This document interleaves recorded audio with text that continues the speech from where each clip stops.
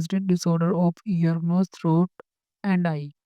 इसमें हम सबसे पहले पढ़ेंगे एंटीस्टम।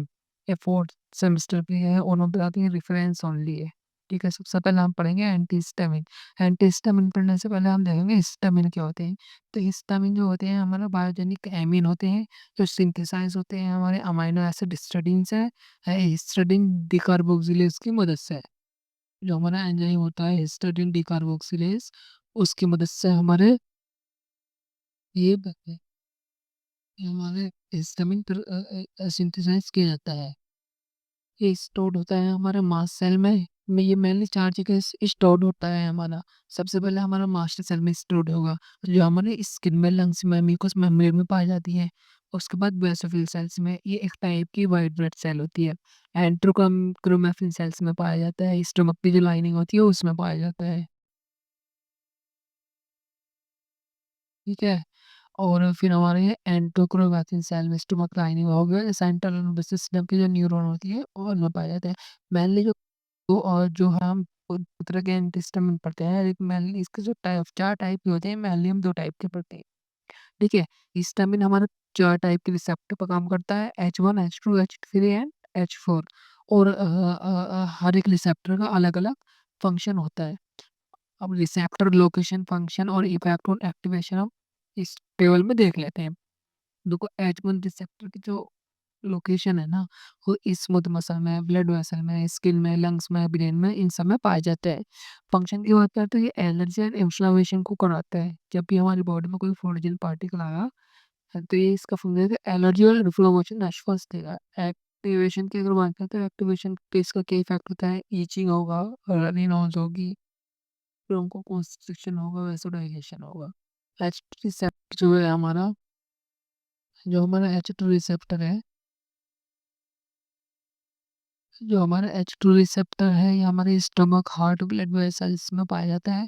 एक गैसेट एसिड के सिक्रेशन को में फंक्शन करते हैं। मतलब एक तरीके से बोल लेंगे गैस्ट्रिक एसिड जो होते हैं उसके फंक्शन उसको रेगुलेट करता है, उसके फंक्शन को रेगुलेट करता है।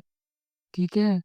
और हमारा इसका इफेक्टिवेशन है इंक्रीज स्टमक एसिड। अगर H2 रिसेप्टर कोई भी कोई भी हमारे बाहर से कोई भी फॉरेन पार्टिकल लगा हमारे स्टमक में आया, ठीक है? वो वहाँ पे आकर के वो इन्फ्लेमेशन कॉज़ करेगा, तो हमारी गैसिक एसिड का सिक्रेशन बढ़ जाएगा। वहाँ पे वैसोकॉन्स्ट्रिक्शन ब्लड वेसल फूल जाएगी, इलिवाइटिस हो जाएगा, जो ब्लड वेसल्स है वो फूल जाएगी, ठीक है? ऐसे रिसेप्टर हमारे ब्रेन नर्व में पाए जाते हैं, न्यूरोट्रांसमीटर में हेल्प करते हैं, रेगुलेट करता है वेकफुलनेस एंड न्यूरोट्रांसमीटर के रिलीज को। फोटोरिसेप्टर बोन मैरो में पाए जाते हैं, बोन मैरो इम्यून सेल में, ये इम्यून रेस्पॉन्स में हेल्प करते हैं, इम्यून रेस्पॉन्स में फंक्शन करते हैं। इसका भी एक्टिवेशन की अगर बात करते हैं, inflammation and white blood cell recruitment. ठीक है, अब बात करते हैं role of histamine normal and allergy condition. देखो नॉर्मल कंडीशन में क्या होता है, हिस्टामिन रेगुलेट करते हैं हमारे sleep cycle and gastric acid sleep cycle को, गैस्ट्रिक एसिड के सिक्रेशन को। अ, ठीक है, हिस्टामिन हेल्प करेगा हमारा सेल की वर्क साइकिल में, गैस्ट्रिक एसिड सिक्रेशन में और इम्यून रेस्पॉन्स में। अब ड्यूरिंग एलर्जिक रिएक्शन क्या होता है ना, कि जैसे हम एलर्जन के एक्सपोजर हमारे डस्ट, पोलन, पेट, डेंडर, ईटीसी है, हमारा इम्यून सिस्टम ओवर रिएक्ट करेगा, जो हमारा रिलीज करेगा आईजी एंटीबॉडी। हमारा आईजी एंटीबॉडी रिलीज होगी तो हमारे से वो जो मास्ट सेल है वो हमारे डीग्रेनुलेट होंगी, मतलब वो रिलीज करेंगे हिस्टामिन को टिश्यू में। अब जब हिस्टामिन टिश्यू में आएगा तो हिस्टामिन बाइंड करेगा हमारे एच1 रिसेप्टर से। एच1 रिसेप्टर जो कॉज़ करेगा हमारा वैसोडाइलेशन, रेडनेस और स्वेलिंग करेगा, इंक्रीज़ कर देगा कैपिलरी परमेबिलिटी को, जिसकी वजह से हमारा फ्लूइड लीकेज होगा, रनी नोज़ और नज़ल कंजेशन होगा। ब्रोंकोकंस्ट्रिक्शन करेगा, जिसकी वजह से हमें व्हीजिंग और शॉर्टनेस ऑफ ब्रीथ होगी, और नर्व स्टिमुलेशन करेगा, जिसकी वजह से हमें व्हीजिंग और इसमें भी स्नीज़िंग हो। ठीक है? इसमें हमें ईचिंग और स्नीज़िंग हो। ठीक है?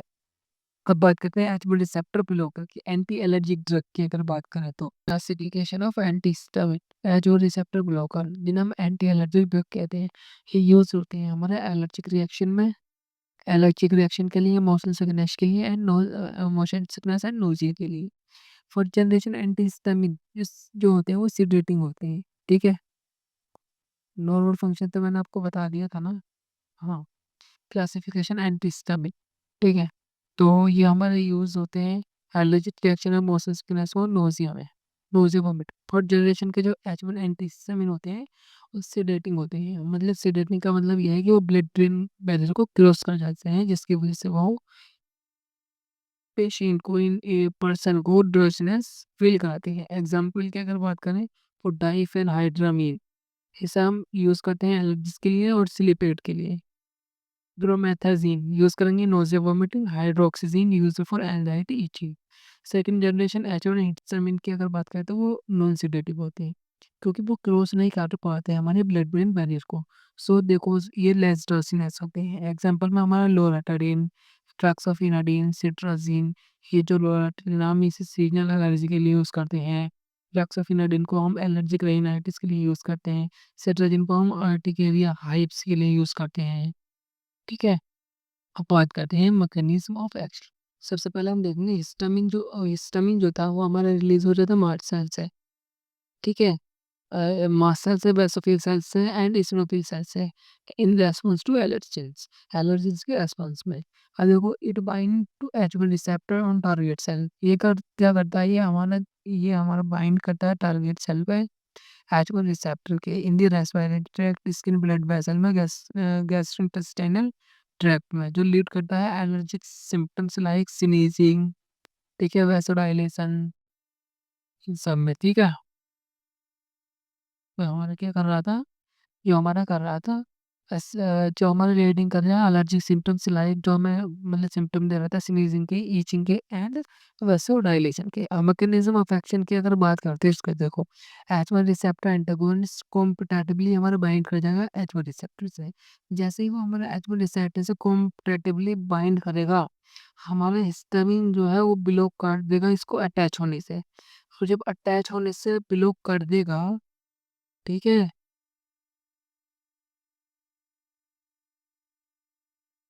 हम यही तो पढ़ रहे हैं H1 receptor antagonist compatibly bind करेगा H1 रिसेप्टर से, जो ब्लॉक करेगा हिस्टामिन को अटैच होने से, ठीक है? ये प्रिवेंट करेगा histamine induce vasodilation, increase capillary permeability and smooth muscle contraction को, इस सबको ये प्रिवेंट कर देगा। तो हमारा क्या होगा, जब हिस्टामिन ही हमारा रिलीज़ नहीं होगा, तो ज़ाहिर-सी बात है जो इन्फ्लेमेशन हो रही थी वो कम हो जाएगी, वैसोडाइलेशन हो रहा था वो कम हो रहा था, जो कैपिलरी परमेबिलिटी इंक्रीज़ थी वो अपना नॉर्मल वे में आ जाएगी, जो इसमें मसल कॉन्ट्रैक्शन ज़्यादा हो रहा था वो भी अपना नॉर्मल फंक्शन में हो जाएगा। रिवर्सिबल हिस्टामिन इफेक्ट की अगर बात कर दें, जो रिड्यूस कैपिलरी लीकेज था वो लेस स्वेलिंग एंड एडिमा, ठीक है? जो लीकेज हो रहा था भैया वो कम हो जाएगा, एडिमा भी कम होगा, प्रिवेंट करेगा ब्रोंकोकंस्ट्रिक्शन को। इम्प्रूव कर देगा ब्रीथिंग को, रिड्यूस ईचिंग एंड इस रिएक्शन को इन यूज अर्टिकारिया एंड डर्मेटाइटिस में, ठीक है? इनिशियल इफेक्ट की अगर बात करें तो सेडेटिव जो होते हैं and CNS action first generation का जो है वो सीएनएस एक्शन होता है। फर्स्ट जनरेशन एच1 ब्लॉकर में हम बात करें डाइफेनहाइड्रामाइन और प्रोमेथाज़िन, ये क्लोज हो जाते हैं ब्लड ब्रेन बैरियर को, ऐसे मैंने बताया था। ये ब्लॉक करेंगे सेंट्रली H1 रिसेप्टर को, जिसकी वजह से कॉज करेंगे सिडेशन, डिज़ीनेस एंड ड्राउज़ीनेस। उसके बाद न्यूअर सेकंड जनरेशन की अगर बात करें तो सेकंड जनरेशन ड्रग में लोराटाडीन, फॉस्फोपेरोटेस ड्रग ये ब्लड ब्रेन बैरियर को क्रॉस नहीं कर पाते हैं। तो इनका जो जो इनको वो होता है, they have minimal sedation and more selective for peripheral H receptor, मतलब इनका जो सेडेशन जो होता है, ड्राउज़ीनेस कम फील कराते हैं, सेडेशन कम कराते हैं और ये मोर सिलेक्टिव होते हैं पेरिफेरल एच रिसेप्टर की, ठीक है? अब बात करते हैं indication of H1 antagonist allergic condition में allergic rhinitis, urticaria, allergic conjunctivitis, anaphylaxis, skin disorder, infection, atopic dermatitis, contact dermatitis में, मोशन सिकनेस में, नोज़िया, वोमिटिंग में, मैग्नीशियम, प्रोमेथाज़िन, स्लीप डिसऑर्डर में देंगे भैया सेडेशन के लिए, क्योंकि पेशेंट को अगर नींद नहीं आती है तो हम उसको ये माइल्ड सेडेशन कराता है। कोई भी पर्सन जिसको नींद नहीं आती है तो ये माइंड डिसोसिएशन कराता है, जिसकी वजह से हम हिस्टामिन का यूज़ भी करते हैं।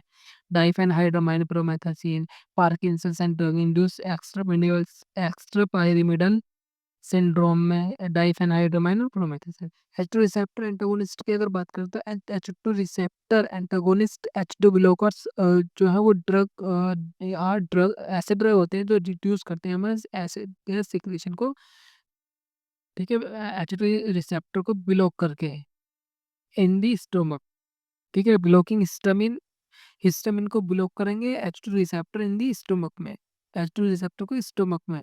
नॉर्मली हिस्टामिन जो है स्टिमुलेट करता है, हमारे स्टिमुलेट होता है, नॉर्मली क्या होता है, जो हिस्टामिन है वो स्टिमुलेट होता है एडिनाइलेट साइक्लेज, जो इंक्रीजिंग सीएमपी पाथवे को इंक्रीज करता है, जो एक्टिवेट करेगा हमारा hydrogen potassium ATPase proton pump को टू सिक्रेट एसिड, एसिड को सिक्रेट करने के लिए। अब H2 ब्लॉकर जो है वो प्रिवेंट कर देगा हमारा सीएम पाथवे को, जो इंक्रीज करेगा हमारा, तो जो सीएमपी को ब्लॉक, मतलब एक्चुअली रिसेप्टर प्रिवेंट कर देगा सीएमपी को कि इंक्रीज को, जिसकी वजह से एसिड जो एसिड सिक्रेशन जो हो रहा था वो रिड्यूस हो जाएगा। अब lower total gastric juice secretion, जब जो गैस्ट्रिक एसिड सिक्रेशन है वो लोअर होगा, जितना भी ये सब लोअर होगा। एंड पेप्सिन पेप्सिन एक्टिविटी, साथ में पेप्सिन की एक्टिविटी भी एडिंग अल्सर हीलिंग, मतलब ये हेल्प करेगा अल्सर की हीलिंग में। सिमेटेरिन जो है वो फर्स्ट एजेंट है जो क्लिनिकली यूज्ड होता है, ठीक है? मैकेनिज्म ऑफ एक्शन की अगर बात करते हैं, H2 ब्लॉकर कॉम्पिटेटिबली इनहिबिट कर देंगे H2 रिसेप्टर को गैस्ट्रिक पैराइटल सेल पर। सेलेक्टिवली ब्लॉक करते हैं H2 रिसेप्टर को ओनली, ठीक है? ये हमारा H1 रिसेप्टर को अफेक्ट नहीं करते और कोलिनर्जिक पाथवे को कोई अफेक्ट नहीं करते। इंडिकेशन ऑफ H2 रिसेप्टर की बात करते हैं कि कब कब देंगे, तो भैया पेप्टिक अल्सर में, गैस्ट्रोइसोफेजियल रिफ्लक्स डिसीज में देंगे, एनसेड non steroid anti inflammatory drugs associated ulcer हो या अदर जीआई कंडीशन हो। एडवर्स इफेक्ट इसकी यही है कि सीमेट्री में जो है मेल में गायनेकोमेस्टिया और इरेक्टाइल डिस्फंक्शन कराती है। And other than this minor adverse effect like constipation भी कराती है, हेडेक, नोज़िया, वोमिटिंग, मतलब यही कि एडवर्स इफेक्ट में ये मेल में गायनेकोमास्टिया कराएगी, इरेक्टाइल डिस्फंक्शन कराएगी। और अगर अदर और साइड और इसके और साइड इफेक्ट देखें तो वो ये कि कॉन्स्टिपेशन, हेडेक, नोज़िया, वोमिटिंग, ये सब कराती है। H3 और H4 एंटागोनिस्ट की अगर बात करें तो भैया H3 रिसेप्टर जो है वो हमारे सेंट्रल नर्वस सिस्टम में पाए जा सेंट्रल नर्वस सिस्टम की न्यूरॉन में पाए जाते हैं, जो रेगुलेट करती है हमारे न्यूरोट्रांसमीटर के रिलीज को। और H4 रिसेप्टर जो है वो हमारे इम्यून सेल में पाए जाते हैं, जो इन्वॉल्व हो रहे थे हमारे इन्फ्लेमेटरी एंड इम्यून रेस्पॉन्स में। अब मैकेनिज्म ऑफ एक्शन की अगर बात करें, H3 रिसेप्टर जो है प्रीसाइनेप्टिक ऑटो रिसेप्टर, मतलब ये H2 रिसेप्टर जो है वो प्रीसाइनेप्टिक ऑटो रिसेप्टर है दैट जो इनहिबिट करते हैं हिस्टामिन की रिलीज को इन द ब्रेन में। H3 रिसेप्टर एंटागोनिस्ट जो होते हैं वो ब्लॉक कर देते हैं इस रिसेप्टर को। H3 जो रिसेप्टर हो वो प्रीसाइनेप्टिक ऑटो रिसेप्टर है, ठीक है? ये इनहिबिट करते हैं हिस्टामिन के रिलीज को इन ब्रेन में। H3 रिसेप्टर एंटागोनिस्ट क्या करेंगे, ब्लॉक कर देंगे इसके रिसेप्टर को, जो लीड करेंगे इंक्रीज हिस्टामिन, एसिटाइल कोलिन और dopamine and norepinephrine release in the CNS. मतलब ये ब्लॉक कर देंगे इस रिसेप्टर को, जो लीड करेगा हमारा इंक्रीज कर leading to increase histamine, acetylcholine, dopamine and norepinephrine, जो रिलीज हो रहे थे हमारे सीएनएस में। मतलब H3 की वजह से हमारा जो न्यूरॉन्स में जो हमारा एसिटाइल कोलिन, डोपामिन और नेपनेफ्रिन, हिस्टामिन ज़्यादा रिलीज हो रहा था, तो जो इसका एंटागोनिस्ट जब हम देंगे तो ये क्या करेगा, जो इंक्रीज हिस्टामिन हो रहा था, ये एसिटाइल कोलिन, डोपामिन बढ़ रहा था, नॉन एपिनेफ्रिन ज़्यादा रिलीज हो रहा था, वो उसको ब्लॉक कर देंगे सीएनएस में। और दिस इम्प्रूव, ये कोग्निटिव फंक्शन को इम्प्रूव करेगा और वेकफुलनेस एंड अटेंशन को इम्प्रूव करेगा। H4 रिसेप्टर नॉर्मल मेनली जो प्रेजेंट होता है हमारे इम्यून सेल में, मास्ट सेल और इosinophil और टी सेल में होते हैं।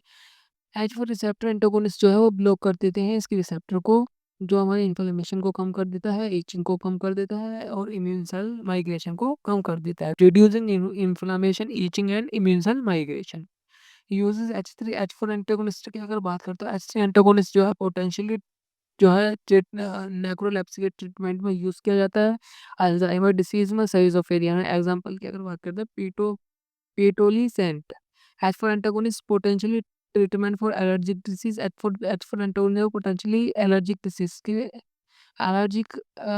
डिसीज़ के लिए यूज़ किया जाता है, like asthma, chronic pruritus, itching and autoimmune disorder. Example की अगर बात करें तो अ, toreforant under investigation experimental इसका यूज़ किया गया है।